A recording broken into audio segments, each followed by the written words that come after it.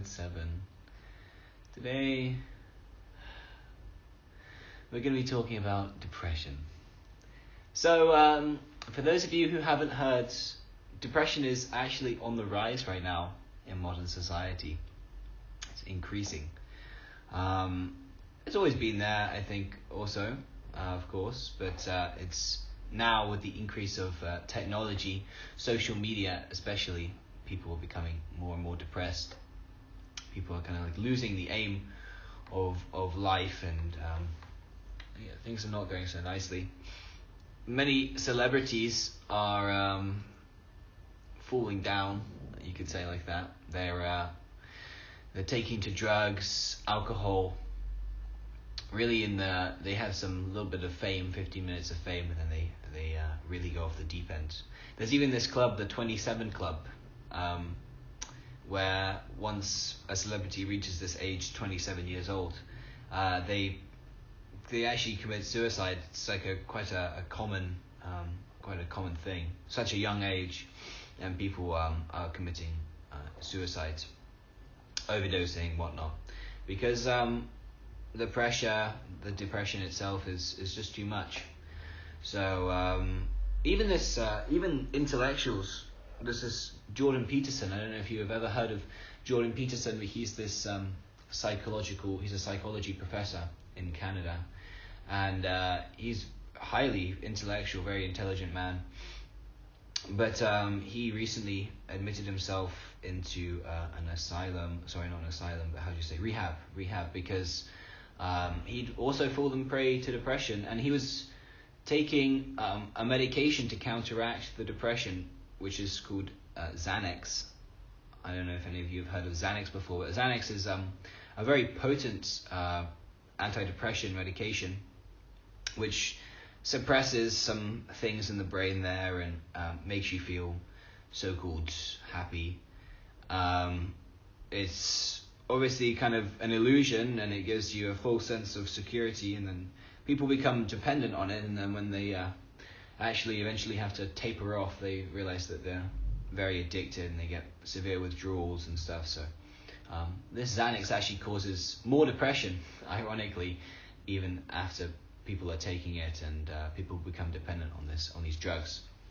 So depression's becoming more and more of a big issue. It pervades social media, many memes, many movements to try and stop depression.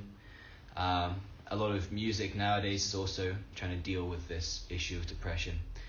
So it doesn't seem like anyone's really got a solid solution. They're even coming up now with ideas to stop depression by taking psychedelic drugs, and all kinds of crazy, I wouldn't say bona fide ways to stop this epidemic of depression.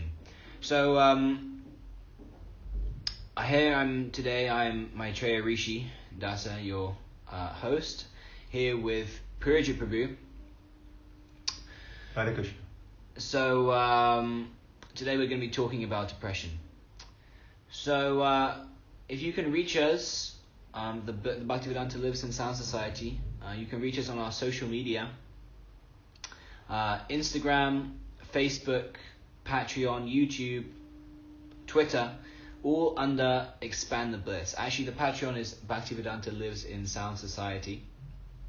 So you can find us on all these platforms. Please support, please share, like the pages, comments, send in your suggestions for more podcasts, and support us on Patreon. Give a little something. $5 a month is not too much, and it helps us tremendously. So that's for the social media. Also, updates about what's happening in the Bhaktivedanta Lives in Sound Society. You can also check out the website, expandthebliss.com. There's many nice things on there. We have the Prabhus here that are working for Bliss. They are posting many nice articles. Dear Paramahamsa Prabhu, he just wrote an article recently, perfection, is there such thing as perfection? So that's an interesting read. If you have such a contention that perfection cannot exist, Paramahamsa has a nice answer for you. And J. Macintyre Prabhu, he wrote a very detailed article on the illusory energy of the Lord Maya. I thought that was very cool. I haven't given it a full read yet, but it looks very scientific, and it's very long. It gives a nice view of other spiritual practices also. So that was a really comprehensive article, it looks like, and I recommend that you give this a check out in the Expand the Bliss website. So without further ado, one more thing. The Digital Sankirtan podcast was the last podcast that we released. It didn't get so many views. So we are humbly asking that you share this with your friends, give it a like, give it some comments, circulate it as much as possible. This concept of Digital Sankirtan is very important, that people come in contact with Krishna consciousness, like we discussed in the podcast. Give it a listen yourself if you haven't already. But it's very important that this podcast is spread around, and let's try and get it 500 views. I think it's possible. Share with your friends. Share with everyone you know. Give it a like. Make a new account. Give it another like. So like that, you got to use that creativity that Krishna is giving you to spread this Krishna consciousness movement. So, okay, without further ado, let's dive into this this topic of depression. So all this talk about depression aside, the problem that it is, Prabhu, how can the Krishna conscious philosophy solve this problem? Well, just like what is actually depression according to the modern definition? Well, the modern definition of depression is that people feel like a lack of drive, enthusiasm, happiness. Their relationships become very dry, and they have like an overwhelming sense of just loss of energy. Right. They're always clouded by this feeling of unhappiness. I'm not so versed in like the full understanding of depression, but I myself also experience depression, and I can say it's quite a heavy feeling that you don't feel enthusiastic to do anything. You don't really feel like you have any mind. You're just basically beaten by your mind, I would say, like that. So more specifically, I guess I have a better question actually to make to put this on more of a track is what are the causes of depression? Because the scientists, they have many so-called causes, right? That it's like frustration in relationships. They take drugs in the first place, also ironically, alcohol. So many material causes. I was just wondering if the Krishna conscious philosophy can offer any other causes for depression. Yes, so there's a nice book called the Bhagavad Gita that deals with this problem of depression. Arjuna, it's a conversation between Arjuna and Krishna, the Bhagavad Gita. It's read all over the world. 5,000 years old. It is also considered to be like the essential text on the different yoga paths. Excuse me, for people who are new, you mentioned that Krishna and Arjuna. People probably don't know who these two personalities are. Could you maybe give it just a quick elaboration on who Krishna and Arjuna are? Yeah, well, Krishna is also misunderstood.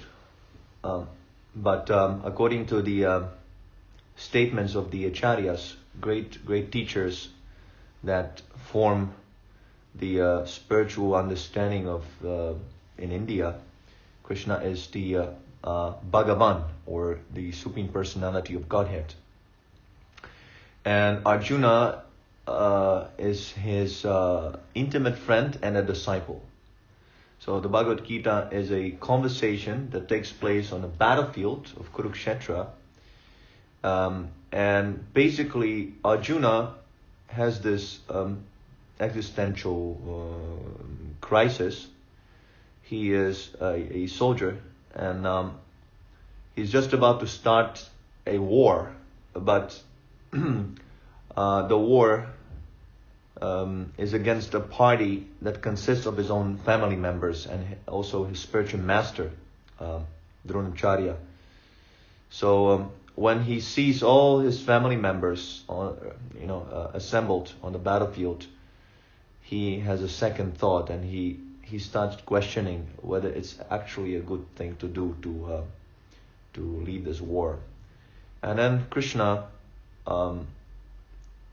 is trying to convince him that he should continue doing his duty. And finally he convinces him.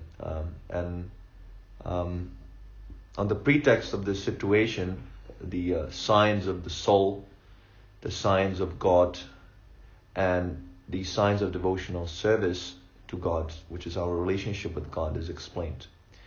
So we can derive lots of inspiration on this problem of depression, because Arjuna is exhibiting the symptoms of depression. He's not enthusiastic to perform his duty, to perform his job. He lacks drive, as you said, and Krishna is giving him teaching that help him get out of this depression. He's even showing signs of lamentation there, right? Yes. So we read this book actually daily in all our Krishna conscious temples. Devotees are studying this scripture daily, because ultimately every one of us deals with some kind of a level of depression. All of us in the material world. In the material world, this is the atmosphere of duality. So if there's distress, there must be happiness. And similarly, if there's happiness, there must be distress. You can't have happiness all the time on the material platform. That is not possible. So we humbly invite all the people to study this Bhagavad Gita, this teaching of Krishna, and get the answers. Now, right off the bat, someone might argue that, well, you say like that, but I say distress in this material world is actually required for the happiness, and it's quite nice here in this material world. I don't know what you're talking about. Well, no, okay, well then we can say that what is the use of curing the depression? Why are you complaining about depression? If someone says like that, then we can say, well, then why are you crying then for depression? Just enjoy. Right. So the first step in curing any disease is to accept our state as diseased. We have to understand, we have to accept our position, recognize our position as that of suffering. That is actually the necessary preliminary stage in taking up spiritual life in any discipline, whether it's Buddhism or Christianity or all these great teachers. They say that first you have to understand your position as diseased, as suffering, in other words. I know that in the Buddhist school, this is the major teaching, that everything is dukkha. In this world, everything is dukkha. Dukkha means suffering. And Krishna also explains in the Bhagavad Gita, he says, Matrasparsastu konteya sitasna sukha dukkada agama paino nityastirim takshashva bharata. He also mentions that word dukkha. Krishna says that you should learn to tolerate dukkha, the suffering, as you tolerate the change of season. Sometimes there's scorching heat, but the cook, because the cook is dealing with lots of heat in the kitchen, he goes on cooking. And similarly, if there's a pinching cold, a businessman goes to work, he takes a bus, whatever, he goes outside, walks outside, or a construction worker, because he understands the importance of the duty. So similarly, we should tolerate the appearance and disappearance of distress in the same way. This is one of the teachings of Krishna. So before we come to this idea of tolerance, that we should cultivate tolerance, we first of all have to acknowledge that we have a problem, we're diseased. Another important teaching in the Bhagavad Gita is that Arjuna is complaining. He's in a stage of complaining. He first of all drops his Gandiva bow, his famous bow. He drops it and he sits down on a chariot, and he tells Krishna, I shall not fight. Seeing all his relatives assembled, he gets depressed. He thinking, well, how can I do this? How can I fight? These are my relatives. These are my family members. And there was some politics going on. Somehow, this material world is such a nasty place that even sometimes one is inimical towards his own family members. So he is out of frustration. He gives up the fight, and then Krishna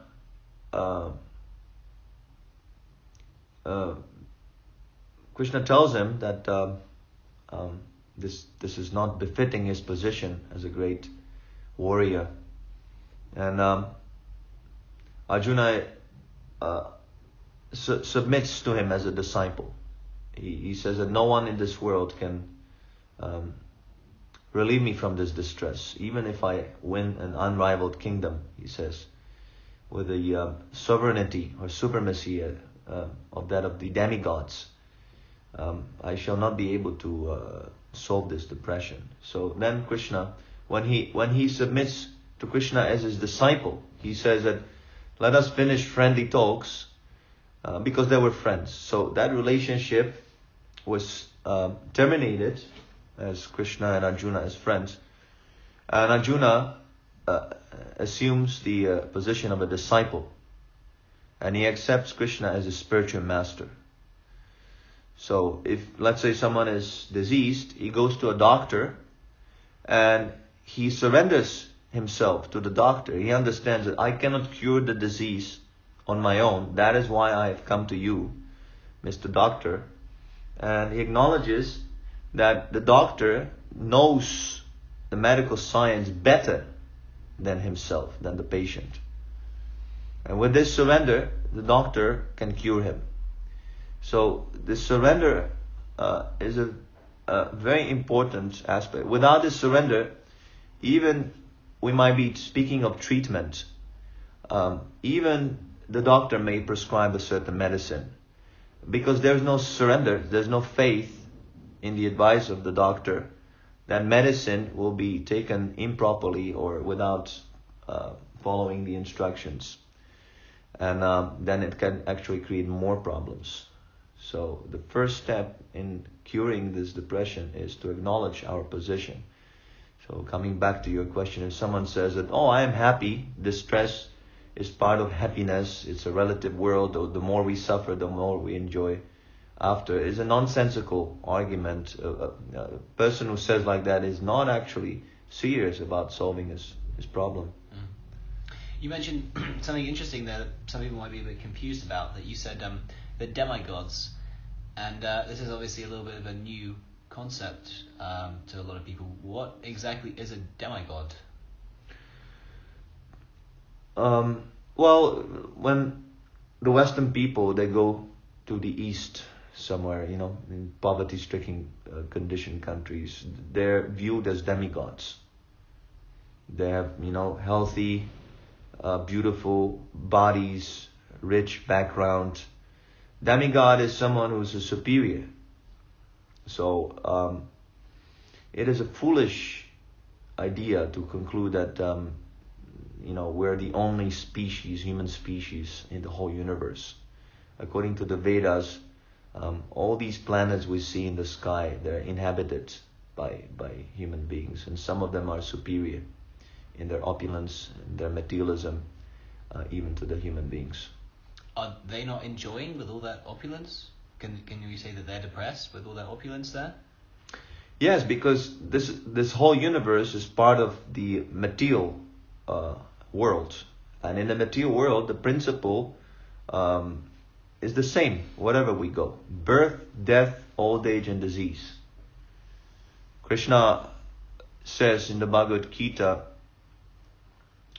that a devotee, a self-realized person, he understands the ills of birth, death, old age, and disease. He understands the problems of life, the real problems of life: birth, death, old age, and disease. So these are present all over the universe. Krishna also says, "Dukkhala shashvatam." This material world is full of suffering and it's temporary. So Krishna, who has created this whole material manifestation, he himself says it's a place of misery. Another name for this world is Martyaloka. Martyaloka means the world of death. Everyone is condemned to die. No one can keep his material body forever. So it's a question of understanding our position. So, I mean, this sounds like the cause, right? The cause of depression is these four main problems. But we can see in this world that some people are, even if it's superficial, they are happy. And there are some people who are very depressed, who are like taking medication. So why this degree? They come like seasonal changes, happiness and distress. By your karma, you are enjoying certain opulence, happiness.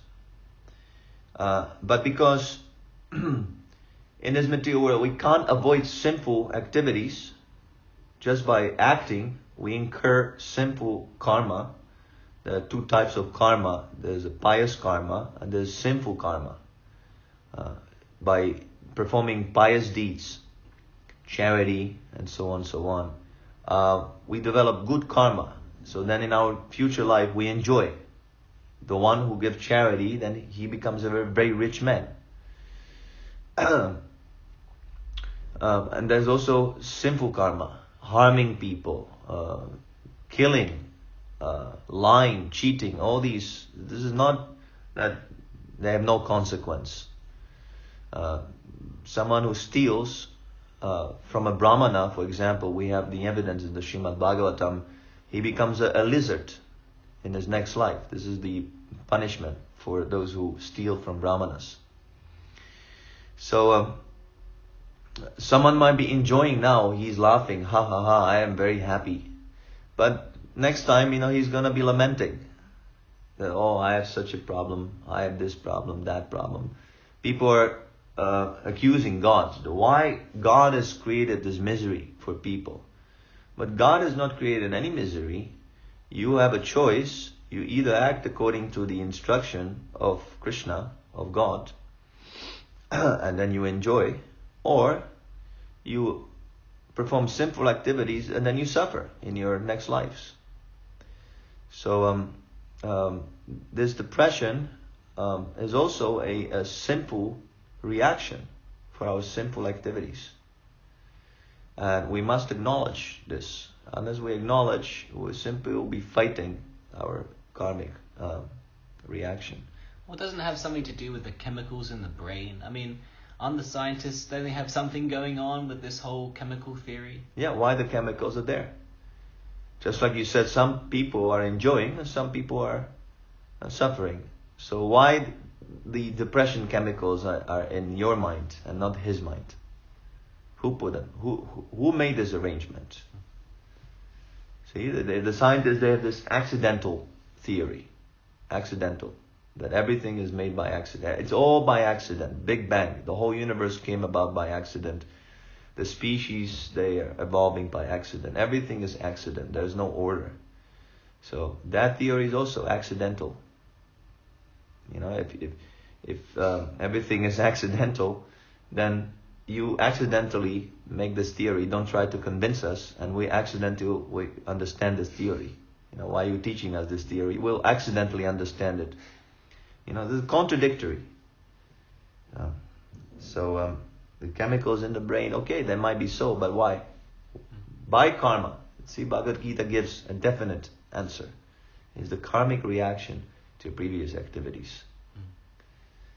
So we have to come back. This is how the Bhagavad Gita, the teaching of the Bhagavad Gita begins. Up until that point where Arjuna surrenders to Krishna. Krishna is simply smiling. That is also stated. But when Arjuna surrenders, Krishna immediately takes the position of a guru, chastises Arjuna that you're speaking foolishly. The chemicals in the brain, that's nonsense. You are not this body. Dehinosmin yatade komaram yuvanam jara tata dehantara praptirastatra namuyati.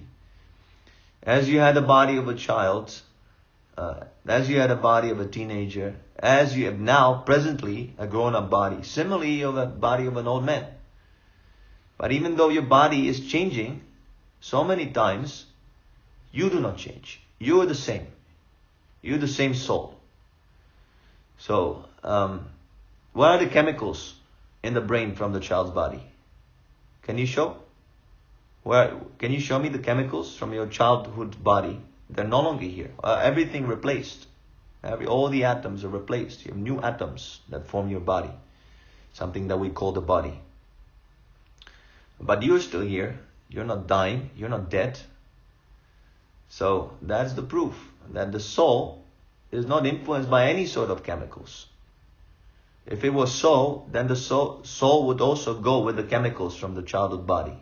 It will be replaced. The soul will be also replaced. But that's not the case. So from that you can understand the soul cannot be affected by any material chemicals in the brain. And if, of course, the mind, the intelligence can be affected because these are subtle matter. This is the subtle body. Beyond this gross body made of bones and muscles and blood and so on, there's also a subtle body that consists of mind, intelligence and false ego.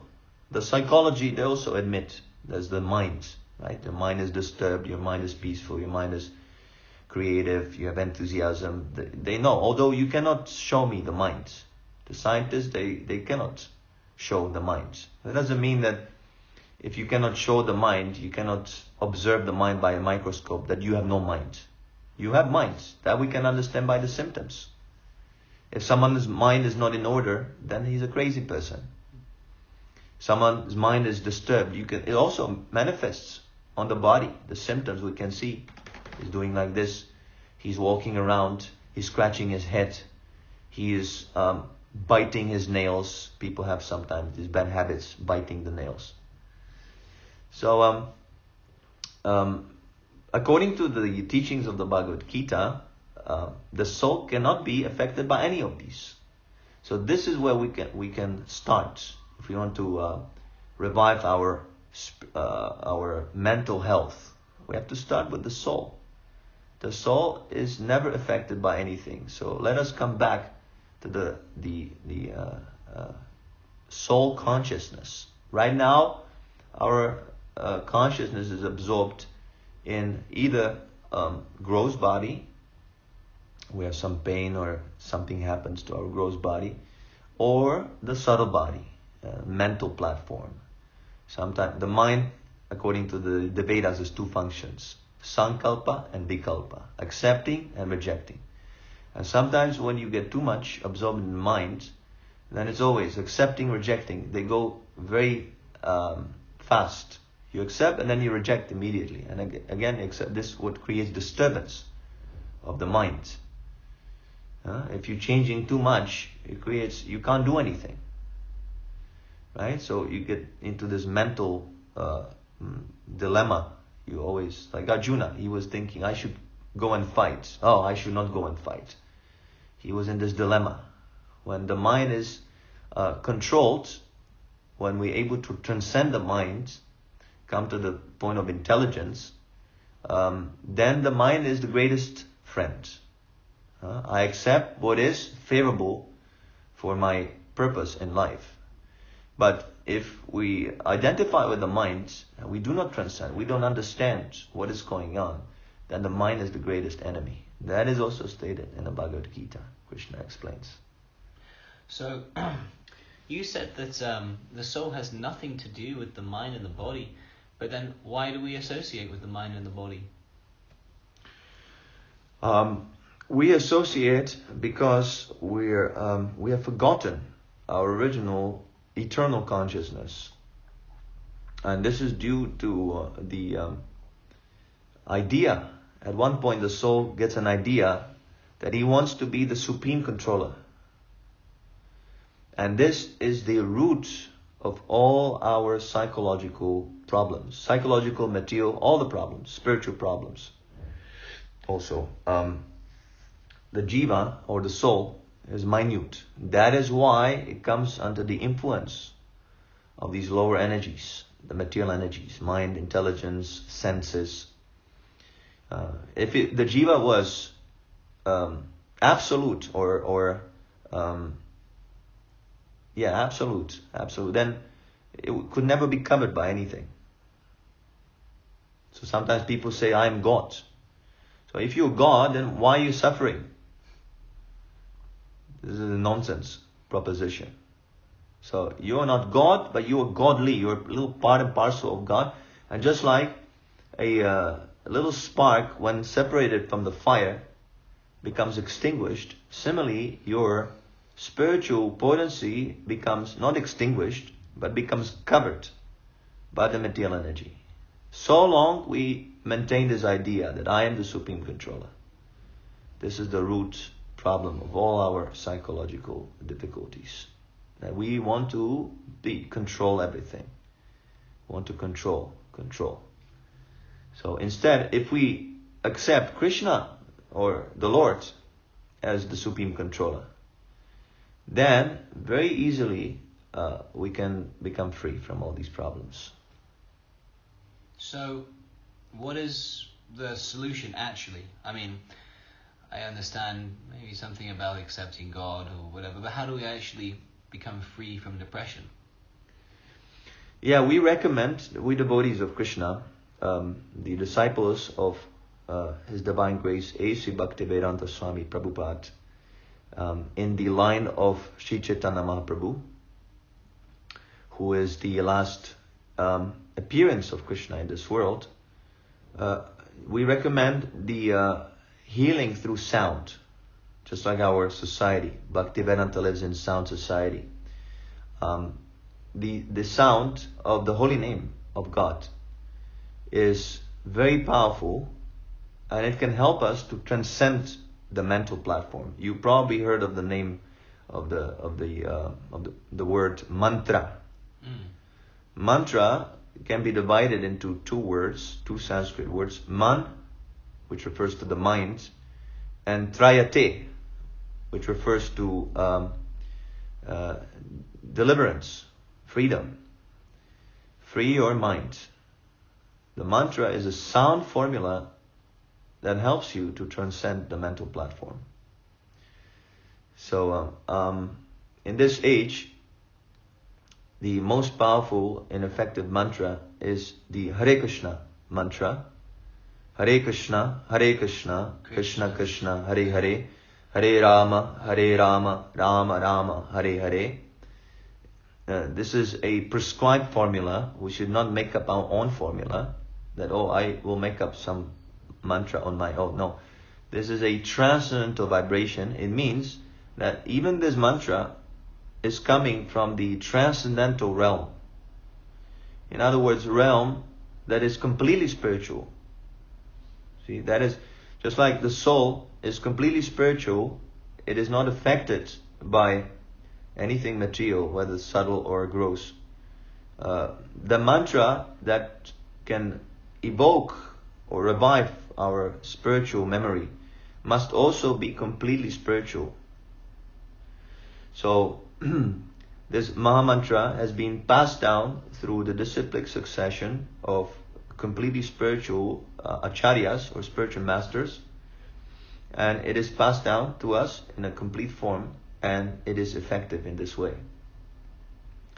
So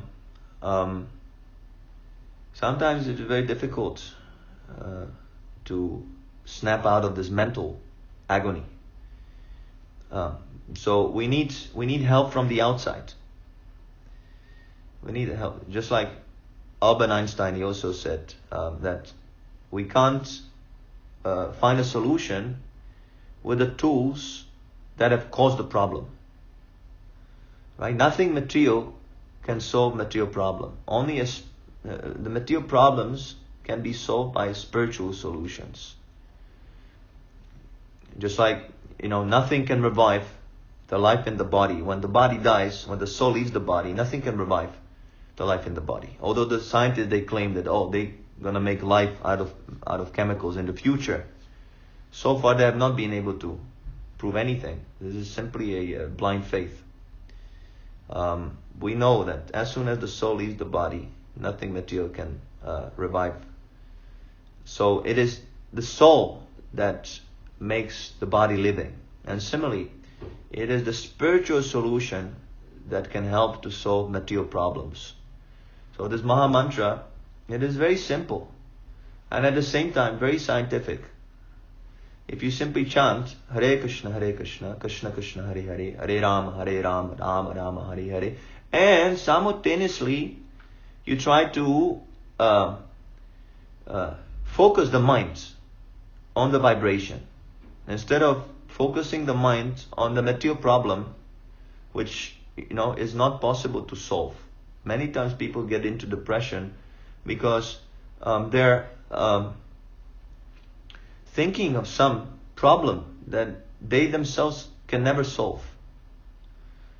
It's kind of they have a guilt problem. They feeling guilty. I have done this. Or why have I done this? Or why this person is such a nonsense? And they're stuck. They're hitting the wall. They don't see any solution to this. So at that point, the mind takes over and it becomes like a torturing agent. Even Krishna says one should not degrade himself by the mind. He should elevate himself. You see, so things that we can't solve, we must transcend. We must let go. And this Maha Mantra is very powerful, and it helps us to achieve this point of letting go. Simply we have to focus the ear on the vibration of the holy name of Krishna. The mind has a tendency to wander. So Krishna recommends in the Bhagavad Gita that whatever the mind is wandering at, whatever place, you bring it back to the sound vibration of the mantra. And in this way, you learn how to control the mind, so that the mind becomes your friend instead of your enemy. So, we're also entangled in the samsara cycle, the cycle of birth and death. This is on the macro level. You can see the mind works on the micro level. You can deliver yourself from this mental agony by the mantra instantly. And then if you elevate your consciousness, if you purify consciousness to the perfectional stage, you can free yourself from the cycle of not just thoughts in the mind, but the cycle of rebirth. See, this is the ultimate perfection that goes beyond solving some little depression we might have temporarily in this life.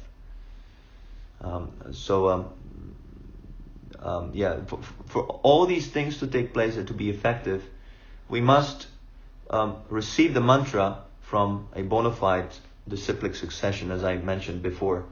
There is a statement in the Padma Purana which says, Sampradaya vihina ye mantraste nishpalamata. If one does not follow the four recognized disciplic successions, his mantra or initiation is useless. In the present day, there are many apasampradayas, or in other words, non-sampradayas or deviant lines, which have no link to authorities like Lord Brahma, Lord Shiva, the Kumaras or Lakshmi. People are misguided by such sampradayas. The Shastras, in other words scriptures, say that being initiated in such a sampradaya is a useless waste of time, for it will never enable one to understand the real religious principles. This is quoted from Srila Prabhupada's purport to the 6th canto, 3rd chapter, 22nd verse. So the sound is the cause of bondage. We hear about different sense objects, different temptations, how to enjoy our senses in this world on the bodily platform, and that puts us further into illusion. It gives us more and more, it inspires us to desire more and more material sense gratification. So the bondage starts with sound, because first we have to hear about these material temptations. And similarly, the sound is the cause of liberation when we hear the Holy Maha Mantra. Well, okay, I can't make up my own mantra, and I got to have a bona fide mantra, but I mean, there's other ways of doing things, right? I mean, I'm doing Ashtanga yoga, and that's fun. I can do other yoga systems, right? Mm-hmm. Other spiritual ways. Yeah, ultimately all the yogas, they're culminating in liberation of the soul from the body. That is, yoga is a spiritual process to link up your soul with the Supreme Soul. But unless we come to this stage of bhakti, revival of our original relationship with God, then these yogas will not be also effective.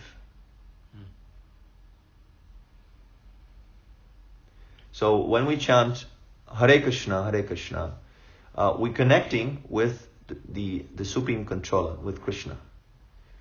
And we asking Him to engage in His service. See, we're not the controller. That by now we should understand that the more we try to control this world, the more we suffer. Now, there must be a controller. Now, who is that controller? With that person, we must establish a relationship, and that relationship is on the basis of service. He is the supreme, we are the minute. Just like a small tiny particle of a machine must serve the purpose of the machine. Otherwise, if it doesn't serve the purpose, then it must be removed from the machine. It's broken, it must be replaced. So long we're serving Krishna in love and devotion, then we're okay. And as soon as we try to ourselves become Krishna, then we have to suffer. Well, you're mentioning service, but I don't know, service here, I've been doing service for so long, I've been serving so many people, I serve my family, I serve my boss, and that's kind of what I feel caused my depression.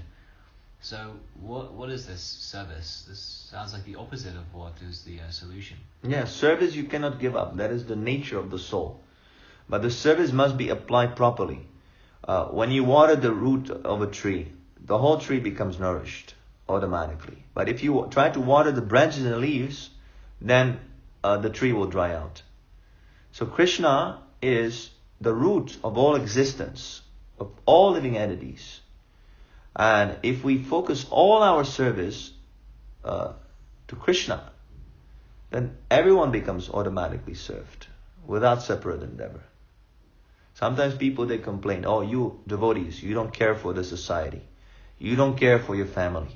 You don't care for social custom. You don't care for so many things. But we do care. We do care. But not on the material platform. That material platform, that material service is of no value. Just like if you said you serve your family, you serve your friends and so on. But you simply serve, what is that service? You serve them on the bodily platform. Bodily platform or mental platform or intellectual platform. But these are all temporary. The mind is temporary also. The body is temporary. So your service is also temporary. And that is why it cannot satisfy them, neither you. because you are eternal, soul, they're also eternal souls. If you want to satisfy your friends eternally, then you do it through Krishna. Through Krishna. Then everyone becomes satisfied permanently. That is what this Krishna consciousness movement is giving. It's giving service to the soul of the people by giving them Krishna. How does your service to God help other people? Yes, it helps them because they're part and parcel of God. So if you serve God, the part and parcel is automatically included. So, but your personal service to Krishna, how does that help someone, say, in Africa? How does that help another person? How does that help all of humankind? Because everyone's suffering from this depression. So if there's one monk and he's just rendering service to Krishna, how does that service actually, how does it manifest that people are helped? Or, you know, if the Hare Krishnas are doing some service now, then why aren't people being helped now in the world? Yes, by serving Krishna, for example, the demigods are satisfied. So you also benefit materially. By performance of yajna or sacrifice, this Hare Krishna mantra is also a sacrifice. And by performing sacrifice, the demigods are pleased, who then bestow material benefits to the living entities. So by chanting Hare Krishna, we can become spiritually and materially happy. Yes, you can have money, but if the demigods stop the rain, if you have no rain, you die. Without rain, there's no grain. Without grain, you die. You know, you don't eat. So at least to maintain the body with nice food stuff, we should perform this yajna. Sankirtan yajna, chanting of the holy name. Okay. So that is stated also in the Bhagavad Gita, that by performance of yajna, by performance of sacrifice, in this age it is the chanting of the holy name, the demigods are pleased and they bestow material benefits. They bestow rain, and from rain there's grain, right? The growth of the vegetables. You can't simply eat meat. Even if you're a meat eater, you can't simply eat meat. You need some vitamins. So it is essential that people perform. So if they support the devotees, they're doing the best service to the society. And if we engage in any other service, it might be temporarily beneficial on the bodily platform, sentimental platform, mental platform, but permanently doesn't give any benefit to anyone. Okay, I see. So this is what you mean when you say chant Hare Krishna and be happy? Yes. Okay. Well, without further ado, I think we're going to wrap up this episode of the BLISS Podcast on depression. Thank you very much, dear Puruja Prabhu. Thank you. Thank you. So just a quick reminder, I mentioned at the start of the podcast, but you can find all this information and much more on this infinite philosophy of Krishna consciousness on the social media of the Bhaktivedanta Lives in Sound Society, Instagram, Facebook, YouTube, Living in Bliss, Kick on the Face on YouTube, Expand the Bliss and Kick on the Face on YouTube, and Expand the Bliss on all social media. The website also is Expand the Bliss. Bhaktivedanta Lives in Sound Society on Patreon. We would very much appreciate your support. Please send in your feedback, your challenges, your comments, whatever you have. Please help support the Bhaktivedanta Lives in Sound Society in whatever way you can. Thank you very much for listening to episode 7 of the podcast. We hope to see you next time. Hare Krishna. Hare Krishna. All glories to Srila Prabhupada. Jai.